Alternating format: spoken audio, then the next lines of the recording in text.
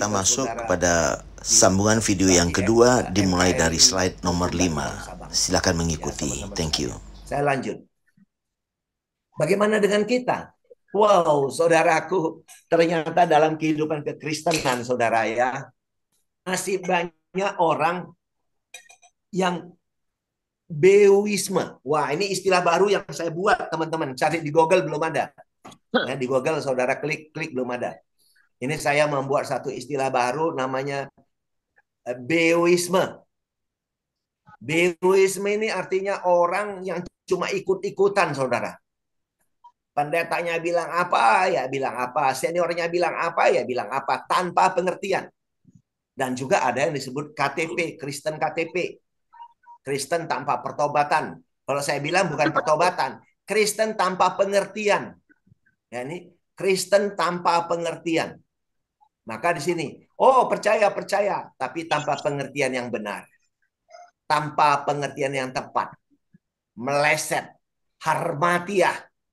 Meleset, saudara. Tidak tepat sasaran. Seharusnya fokus kepada Kristus Allah yang roh. Tapi masih berharap Kristus yang bentuknya, wujudnya manusia. Nah, itu harmatiah, itu tidak tepat, saudara. Sehingga hati kita, pikiran kita, jiwa kita itu tidak tentram, saudara. Tidak damai. Nah, ingat tadi sudah saya sebutkan juga Amsal 25 ayat 2. Jadi kemuliaan Allah itu merahasiakan. Saudara, ini dirahasiakan. Dirahasiakan. Jadi firman itu dirahasiakan. Kalau ada orang sembarangan hanya baca, terus menyerang orang lain, ya. Ini rahasia loh. Udah tanya enggak sama Tuhan? Tuhan, buka hatiku, pikiranku supaya mengerti rahasiamu. Gitu saudaraku. Kalau Tuhan He didn't open your mind, ya. Dia tidak buka pikiran kita. Enggak ngerti, saudara mau baca puluhan kali, cuma artinya literal, itu pengertian kita sendiri. Our own understanding. Bukan understanding yang Tuhan beri, bukan hikmat pengertian yang Tuhan beri, saudaraku. Nah, kita mau mendapatkan hikmat pengertian yang datang dari Tuhan itu sendiri. Ada amin, saudaraku. Wow, dahsyat ya, saudaraku. Itu yang datangnya dari Tuhan, saudaraku. Ya, maka tugas saudara dan saya, kemuliaan yang Tuhan berikan kepada saudara dan saya adalah apa? Menyelidiki. Wow, saudara, kata menyelidiki artinya tidak diam, saudara. Kita punya action, would like to know, ya, more deeply, lebih dalam. Ini berbuah. Nah, ini berbuah lebih dalam, mengerti tentang apa? Tentang Sang Firman, yang hidup. Kalau dulu dia lahir dalam wujud manusia, ya kan? Kemudian dia mengabarkan Injil kebenaran, dia buat banyak mukjizat, mati di kayu salib, bisa berjalan di atas air, terus bangkit, menampakkan diri. Dia sudah bangkit dalam roh, menurut roh. Bahkan dia disebut roh yang menghidupkan, teman-teman sekalian. Ya, 1 Korintus 15 ayat 45. Saya nggak bosan-bosan mengatakan ini. Bahwa Kristus itu adalah roh yang menghidupkan. Inilah penggenapan dari apa yang disebut di Taman Eden. Pohon kehidupan. Pohon kehidupan di Taman Eden is talk about Christ sebagai roh yang menghidupkan. Maka Galatia 5 ayat 25 berkatakan, kalau engkau hidup oleh roh, engkau hidup oleh Kristus, engkau dipimpin oleh Kristus. Maka dikatakan di 2 Korintus 13 ayat 5, selidikilah dirimu, apakah engkau tetap tegak dalam iman? Ya, selidiki dirimu. Apakah Kristus Yesus ada tidak dalam dirimu? Kalau tidak ada, engkau tidak tahan uji, teman-teman.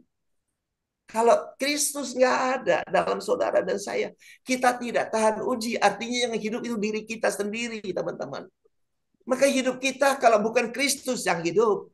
Kristuslah pokok anggur, kita ranting-rantingnya. Kita ada di dalam dia, dia ada di dalam kita. Apakah kita mengerti ini? Kalau tidak mengerti, saudara, yang hidup itu diri kita.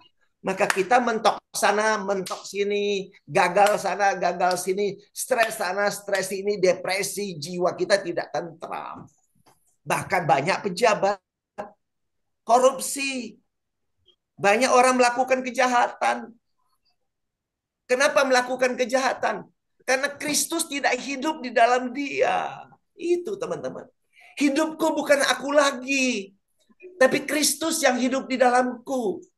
Apakah setiap kita, anak cucu kita, jemaat kita, orang yang kita layani mengerti bahwa yang hidup dalam dia itu adalah mengekspresikan Kristus itu. Kristus yang kita ekspresikan dalam hidup keseharian kita. Baik melalui perkataan kita, perbuatan kita, tindak tanduk kita, kebiasaan kita, karakter kita, integritas kita. Itu all about Christ. Sesuai kebenaran Kristus, teman-teman sekalian. Ada amin, saudaraku? Wow. Saya waktu mengerti ini, dahsyat sahabat-sahabat sekalian. So mari kita hidupi kebenaran ini. Menghidupi Sang Kristus yang hidup di dalam saudara dan saya. Mari mengerti. Mari kita mengerti. Saya rindu kita semua bisa mengalami hal ini, sahabat-sahabat. Dan saya juga rindu keturunan kita, anak cucu kita, generasi muda kita mengerti kebenaran ini supaya mereka bisa mengenal Tuhan dengan baik, supaya juga mengenal diri kita sendiri sebagai gerejanya, sebagai tubuhnya. Seek yourself. Lihat dirimu, potensi apa yang Tuhan taruh dalam dirimu. Mengertikah kita bahwa Tuhan telah menaruh potensi karunia di dalam hidup saudara dan saya? Untuk apa? Untuk kita abdikan, untuk kita karyakan, untuk kita develop skill kita, develop keahlian kita, untuk kita berikan sebesar-besarnya bagi kehidupan, bagi istri kita, bagi suami kita, bagi anak cucu kita, bagi keluarga, bagi komunitas kita, bagi Indonesia, dan sampai ke bangsa-bangsa, saudara. Mari kita mengerti itu, teman-teman. Jangan apa yang kepada kita, apa yang kita, tapi bagaimana kita bisa mengekspresikan Tuhan dari hidup kita. Dahsyat ya. Lihat, saudaraku. Yesus tidak mencari uang. Ini turun. Para rasul, murid-murid tidak cari uang. Saudara. Tapi mereka memberitakan kebenaran. Sampai mereka berani menyerahkan nyawanya untuk orang lain. Bahkan Paulus berkata, upahku ialah melayani, saudara. Jadi bukan kita buat gereja, kita melayani cari uang. Bukan, saudaraku. Tidak. Jadi kita melayani bukan, oh saya masuk sekolah STT jadi pelayan ini untuk cari uang. No. Tidak, sebenarnya tidak begitu. Yesus saja sampai rela mati di kayu salib. Bahkan murid-murid Yesus pun mati mengenaskan. Karena mengabarkan Injil kebenaran. Injil kebenaran, kabar baik, kabar sukacita, kabar keselamatan. Bahkan Paulus berkata, upahku ialah melayani dengan cuma-cuma. Saudara, mari hari ini kita mengerti. Ini menjadi masukan bagi kita bersama, saudaraku.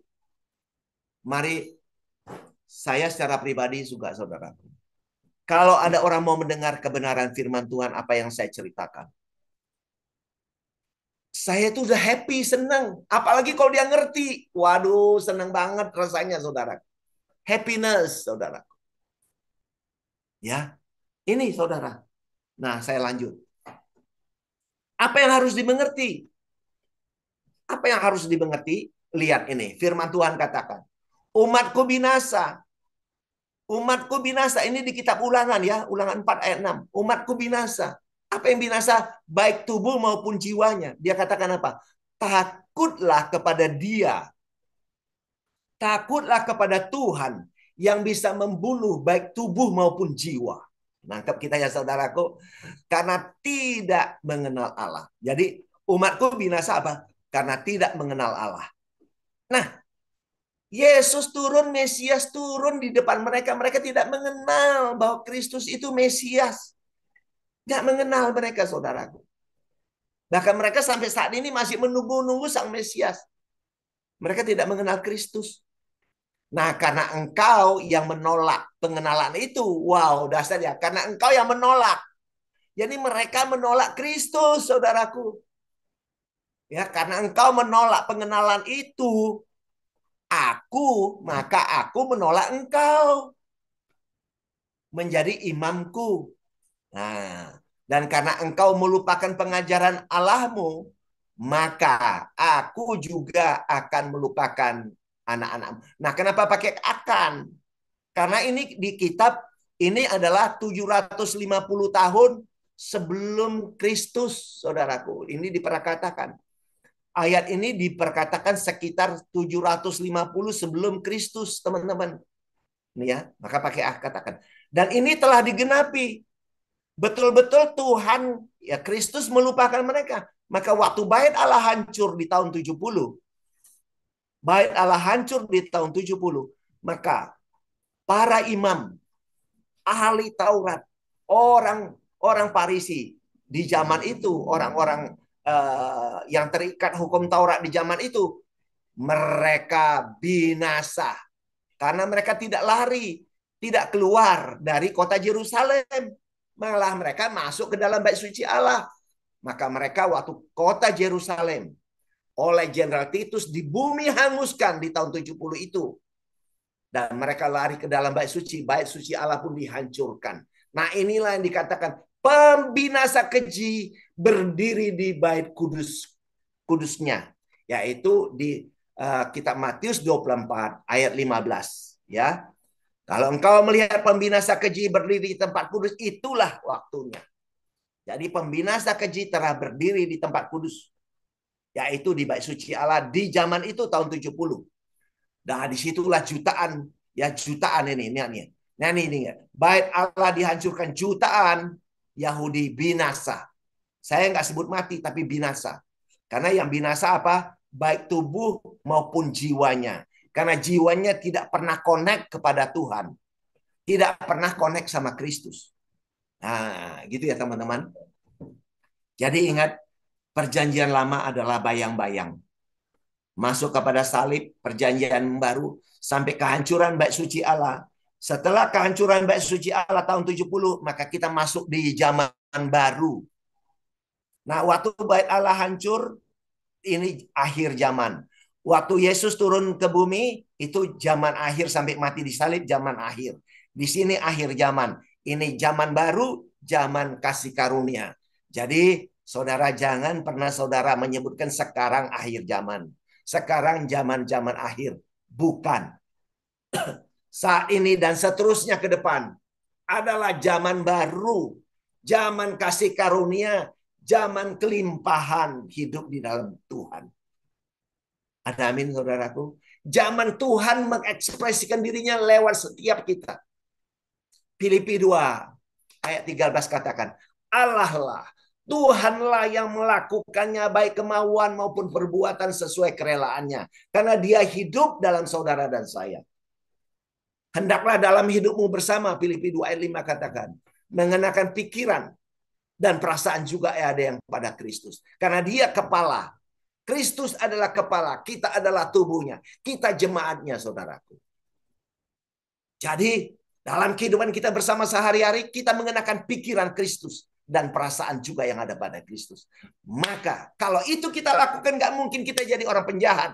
Gak mungkin kita korupsi, saudara. Gak mungkin kita memperkosa, merampok, dan sebagainya. Gak mungkin, saudara. Jadi kalau ada orang Kristen sekarang, anak pendeta atau apa, masuk di penjara, ada orang Kristen korupsi, itu ini. Kenapa? Karena yang hidup adalah dirinya sendiri. Bukan Tuhan yang hidup di dalam dia, saudara. Kalau Kristus hidup di dalam saudara, saudara luar biasa, saudara. Ada amin. Pasti, saudaraku. Believe, percayalah. Saya bisa berkata gini karena memang inilah kehidupan yang saya hidupi. Dan demikian juga dengan sahabat-sahabat yang ada. Percayalah, saudaraku. Dan ingat, saudaraku. 1 Petrus 1 ayat 9. Kamu telah mencapai tujuan imanmu. Kamu telah mencapai Kristusmu. Sebagai penembusmu. Dilahirkan baru. Ini imanmu ini. Dilahirkan baru di dalam Kristus menjadi manusia baru. Yaitu apa? Keselamatan jiwamu. Jadi yang diselamatkan bukan badan kita, bukan casing badan kita, tapi jiwa kita. Manakala jiwa kita mengerti kebenaran, maka jiwa kita itu yang memimpin hidup ini. Sehingga tubuh kita pun baik. Kita nggak makan sembarangan, nggak hidup sembarangan, nggak suka-suka. Jadi badan kita pun jadi benar. Karena jiwa kita benar, saudaraku. Ada amin. Nggak mungkin tangan kita jadi kacau, gerakannya kacau, mukul orang, bunuh orang, yang nggak mungkin, saudara. Nabok orang nggak mungkin, nabok istri, nabok suami, nendang ini, nendang. Nggak mungkin, saudara. Kenapa? Karena jiwa kita, pikiran kita, kehendak kita, keinginan kita itu terkendali. Karena kita dicobai oleh apa, saudaraku? Manusia itu dicobai oleh keinginan hatinya sendiri, saudaraku. Waktu manusia itu Tuhan tidak hidup di dalamnya. Dia hidup dirinya sendiri, egonya. Maka dia dicobai oleh keinginan hatinya. Maka hidupnya menjadi sembrono, saudara. Ada amin, saudaraku. Jadi kita harus mengerti di sini, teman-teman. Jadi pahami, saudaraku, jiwa saudara dimenangkan. Ya, jiwa saudara dimenangkan. Pikiran saudara dimenangkan. Paradigma saudara dimenangkan. Maka saudaraku di ayat 10, keselamatan itulah, keselamatan jiwa inilah yang diselidiki dan diteliti oleh nabi-nabi di perjanjian lama. Yang telah bernubuat tentang apa? Tentang kasih karunia, tentang Kristus yang tertulis baik di kitab Taurat Musa, kitab para nabi, kitab Mazmur atau Zabur tadi, saudaraku. Ada amin, saudara. Wow, ini dahsyat sekali, saudaraku. Saya betul-betul happiness waktu mengerti ini, teman-teman sekalian. Next, ya. Nah, apa yang tidak dimengerti? Yang banyak tidak dimengerti orang, saudaraku, karena banyak orang berbicara Tritunggal, saudaraku, Bapa, Anak, Roh Kudus. Ya.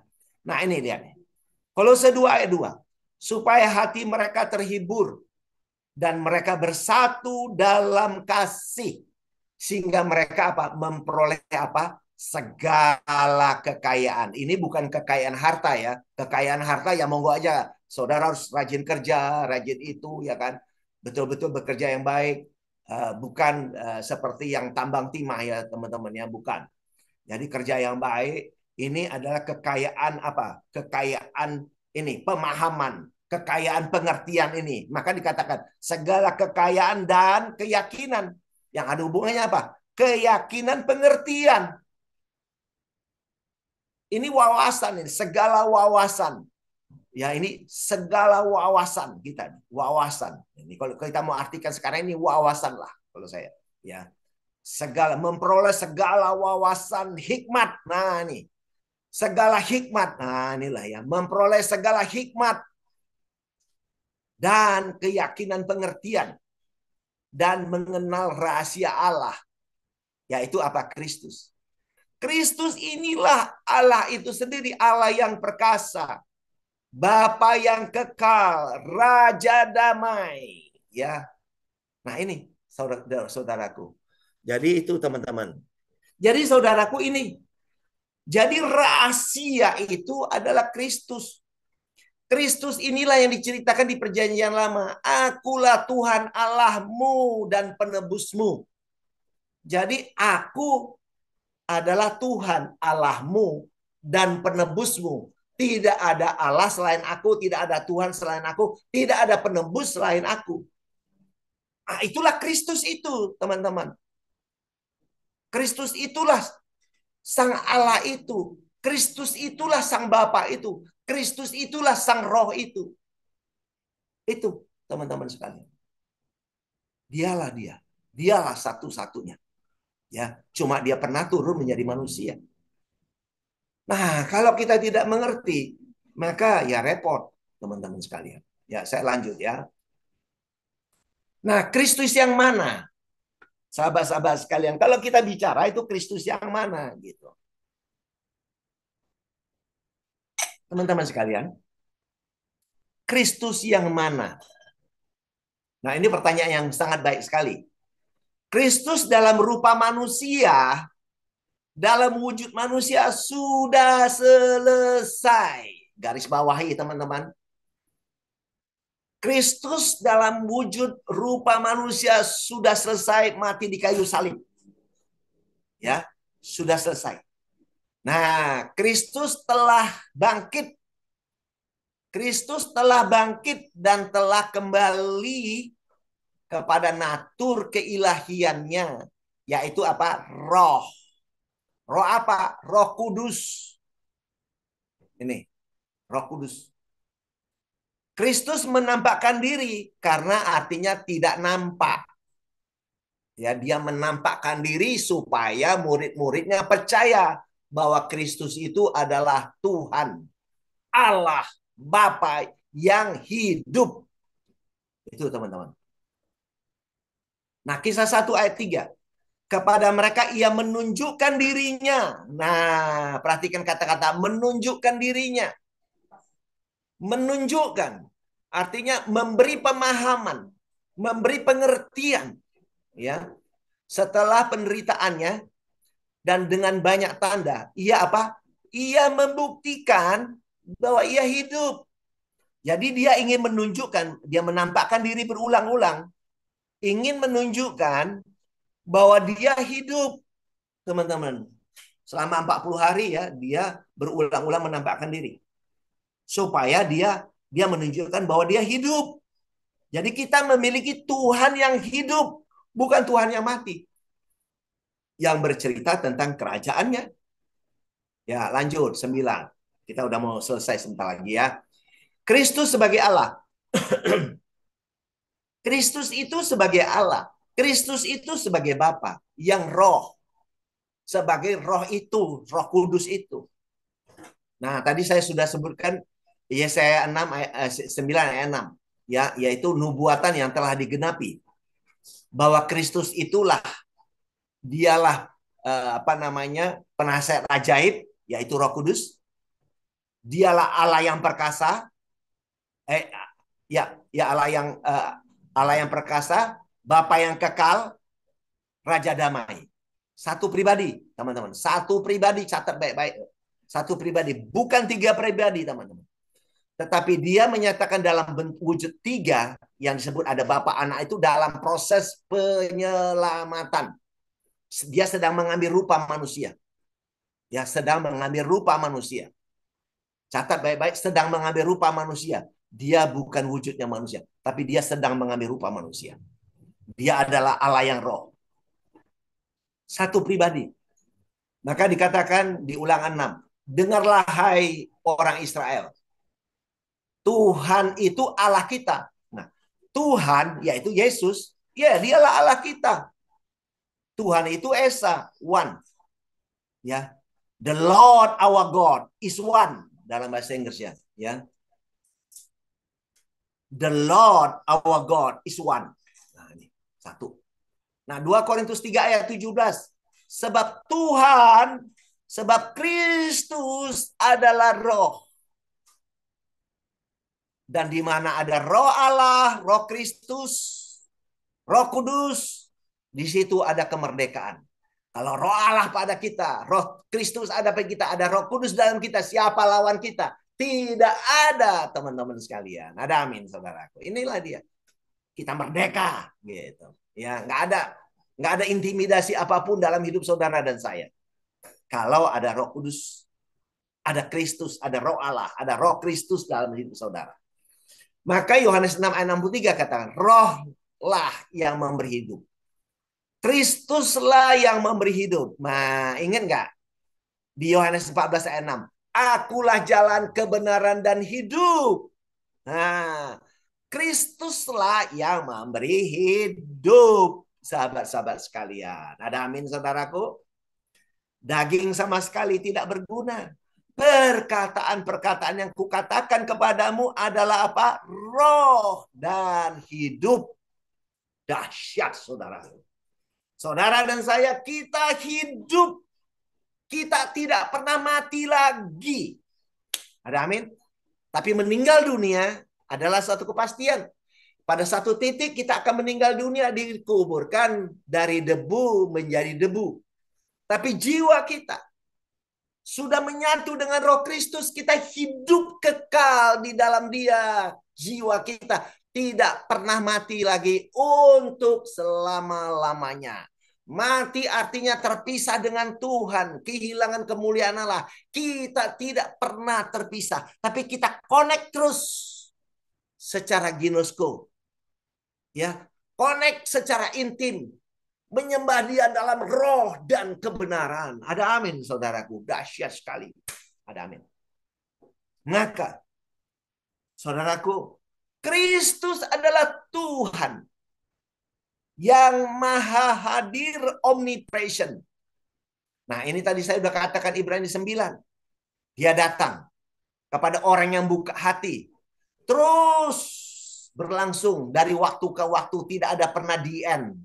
Ya, dia secara progresif terus terjadi kepada anak cucu kita. Terus sampai tahun berapapun dia akan datang, hadir secara roh. Menyatu dengan orang yang buka hati, saudaraku. Karena aku berdiri mengetuk pintu hatimu. Kalau engkau buka pintu hatimu, aku akan masuk bersatu dengan engkau. Maka dikatakan di 1 Korintus 6 ayat 17. Tetapi siapa yang mengikatkan dirinya, menyatu dengan Dia, menyatu menjadi satu roh. Artinya ada kesadaran, ada pengertian di situ. Ada pengertian di situ. Ya, dahsyat sekali sahabat-sahabat sekali. Ya. Dahsyat sekali. Nah, ini Wahyu 3. Ini, akulah pokok anggur, engkau ranting. Engkau ada di dalam aku ada di dalam engkau. Jadi kalau Yesus bentuknya wujudnya manusia, nah kita nggak bisa bersatu dong. Nggak mungkin. Dia harus dalam roh. Kita pun telah menjadi manusia baru. Identitas kita, manusia baru kita itu bersatu dengan Dia. Nah, hidupku bukan aku lagi. Galatia 2 ayat 20. Kristus yang hidup dalamku. Kolose 1 ayat 27. Christ in you the hope of glory. Ya, Christ in you the hope of glory. Kristus ada di dalam kita. 2 Korintus 13 ayat 5. Kristus ada di dalam saudara dan saya. Kalau tidak, saudara tidak tahan uji. Kristus yang mana? Yaitu Kristus yang roh. Ada amin, saudaraku. Ada amin. Nah, lalu siapa kita? Siapa kita? Mengertikah kita? Iya. Nah, 2 Korintus 5 ayat 16-17. Identitas kita sebagai manusia baru, manusia rohani, manusia ilahi, manusia spiritual. Di mana? Di dalam Kristus, bukan di luar Kristus. Yaitu kita yang telah dilahirkan oleh karena kemurahannya, kita telah dilahirkan di dalam Kristus, dicipta. Jadi gini, waktu Kristus bangkit, kita telah diciptakan kembali di dalam Kristus menjadi manusia baru. Inilah yang tidak dipahami, tidak dimengerti oleh Nikodemus, saudaraku. Jadi saudara dan saya, manakala kita mengerti, sebenarnya kita telah dilahirkan menjadi manusia baru di dalam Kristus. Nah, jadi mindset kita harus ngerti itu. Kesadaran kita, understanding kita harus ngerti itu. Nah, kita adalah tubuhnya. Kita adalah gerejanya yang bergerak kemanapun sesuai dengan inspirasi dari Tuhan itu sendiri, dari Sang Roh itu sendiri. Kristus sebagai kepala gereja, kepala jemaat. Jadi kita unity bersama Dia, bukan nanti. No. Kalau saudara tidak menikmati unity with Christ, hidup saudara tidak tenang. Saudara hidup cuma cari muka sama Tuhan, cari perhatian Tuhan. Seakan-akan Tuhan kalau kita melakukan ini supaya Dia sayang kita. No. Dia sudah sayang saudara dan saya. Kita unity with Him, kita bersatu dengan Dia, menikmati Dia, mengekspresikan Tuhan dalam hidup saudara sehari-hari. Ada amin, saudara. Kita mengekspresikan Tuhan dalam hidup. Di dunia kerja, di rumah tangga, dimanapun saudara berada. Kemanapun saudara pergi. Ekspresi Tuhan mengalir lewat saudara dan saya. Ada amin. Saudaraku, dahsyat sekali. Dan sadarlah. Efesus 2 ayat 21-22 dikatakan apa? Saudara dan saya, kita adalah bait suci Allah dalam roh. Inilah yang bukan buatan tangan manusia. Karena Allah, Tuhan, tidak tinggal di bait suci, kuil-kuil buatan tangan manusia. tapi dia tinggal di dalam kita, di mana kita diciptakan baru di dalam Kristus, menjadi bait sucinya yang bangkit pada hari yang ketiga. Rombaklah bait suci itu pada hari ketiga, aku bangkitkan bait suci yang baru, yaitu tubuhnya sendiri, yaitu saudara dan saya, orang percaya dari zaman dulu sampai sekarang dan ke depan seterusnya. Kitalah bait suci itu, bukan bait suci yang akan dibangun bait suci ketiga di kota Yerusalem. Bukan. Itu adalah agenda orang Yahudi, silakan. Tapi itu bukan agenda Tuhan.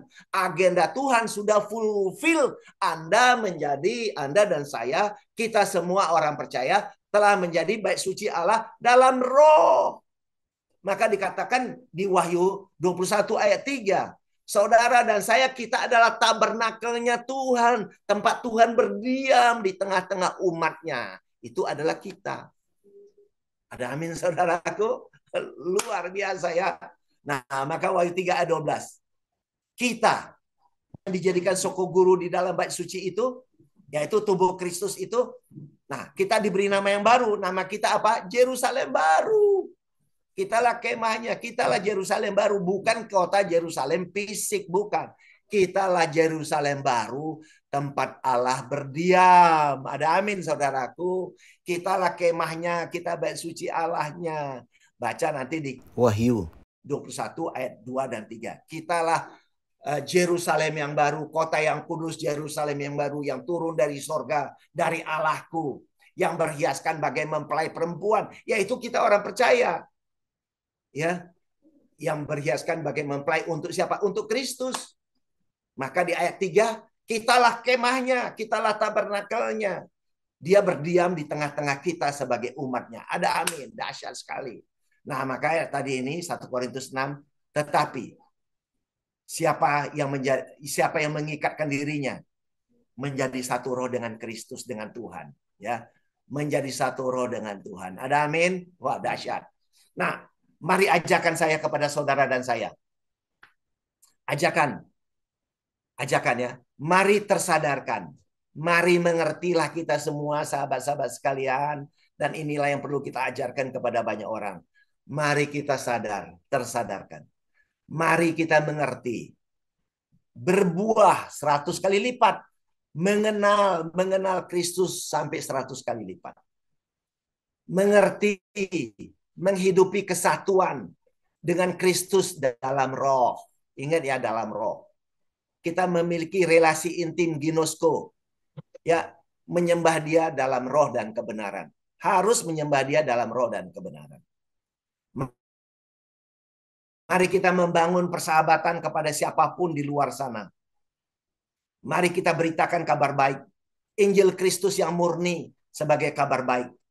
Kabar keselamatan, kabar sukacita, dan bukan kabar untuk nakut-nakuti orang. Bukan. Ya, sehingga mereka bisa mengerti, mereka mengenal, dan mereka juga menghidupi Kristus dalam hidup mereka. Mari senantiasa bersyukur, dan mari kita menjadi kesaksian, menjadi inspirasi, menjadi keteladanan. Kemanapun saudara pergi dan dimanapun saudara berdiri, mari berikan karya terbaik dalam hidup saudara dan saya. Dan kesimpulan terakhir. Kesimpulan. Nah, ini apa? Siapakah rahasia Allah, yaitu Kristus? Pertanyaannya, mengertikah kita? Do I understand? Mengenalkah kita? Nah, kalau kita mengenal, maka hidup kita unity dengan Kristus dalam roh. Maka itulah kita menjadi manusia baru. Manusia yang sudah bangkit. Bukan nanti udah dikubur baru bangkit. Enggak. Kita sudah bangkit. Kita sudah dilahirkan baru di dalam dia. Kita sudah bangkit, saudara. Bukan nanti udah dikubur baru bangkit. Enggak. Kita sudah bersatu dengan dia. Ya, kita sudah dilahirkan di dalam dia menjadi manusia baru. Kita sudah bangkit di dalam dia. Kita sudah hidup kekal di dalam dia. Kita tidak mati lagi, saudaraku. Kita tidak pernah mati. Kita tidak pernah terpisahkan dengan Sang Tuhan itu sendiri. Tidak pernah. Jiwa kita sudah selamat. Itulah pengertian yang kita dapat. Ya, kita selamat di dalam Kristus. Kita adalah orang-orang terbahagia di dunia ini. Kita merdeka di dalam Dia. Kita menjadi kesaksian di dalam Dia. Kitalah tempat Tuhan mengekspresikan Tuhan, mengekspresikan kasih-Nya, mengekspresikan potensi yang Tuhan taruh dalam hidup setiap kita. Ada amin. Nah, kalau ada orang tidak mengerti, tidak mengenal, maka mereka hidup di luar Kristus, saudaraku. Maka jiwa mereka tidak connect dengan Tuhan. Ya, jiwa mereka tidak connect dengan Kristus, frekuensinya nggak nyambung. Maka mereka akan mengalami kematian yang kedua, yaitu kematian yang kekal. Pada saat mereka menghembuskan napas yang terakhir, dan mereka nggak connect dengan Tuhan, maka itulah mereka dikatakan mengalami kematian yang kedua yang kekal karena tidak akan pernah connect lagi, tidak bisa connect lagi. Demikian saudaraku yang saya sampaikan pada hari ini. Mari kita tundukkan kepala, kita berdoa. Sahabat-sahabat sekalian, ya, Christ in you, thank you, Christ in you, the hope of glory. Nah, mari kita berdoa, teman. Terima kasih Tuhan Yesus Kristus, kami telah mendengarkan kebenaran firman-Mu. Kami percaya Engkau telah membukakan hati kami. Kami mau renewing of our mind. Kami mau mendapatkan pengertian-pengertian. Kami mau mendapatkan understanding yang benar, Tuhan. Inilah kami. Inilah hati kami, ini pikiran kami. Tuhan, Engkau yang membukanya. Engkau yang memberikan kami hikmat pengertian. Sehingga kami benar-benar mengerti kebenaran firman-Mu. Dan kami aminkan Engkau yang terekspresikan melalui hidup setiap kami. Baik melalui perkataan kami, melalui perbuatan kami, kebiasaan kami, karakter kami, integritas kami. Semuanya itu sejalan dengan kebenaran-Mu Tuhan. Terpuji nama-Mu. Hanya di dalam nama Yesus. Bagi kita yang percaya, sama-sama kita katakan amen. Amen. Amin. Amin. Terima kasih Bapak Pendeta Paruntukan Girsan. Silakan mengambil waktu sebentar untuk beristirahat. Kita akan sementara Bapak Ibu siapkan kalau ada pertanyaan yang mau ditanyakan nanti untuk Q&A ya. Terima kasih sahabat-sahabat atas atensinya dan sampai jumpa pada video berikutnya dan Tuhan memberkati.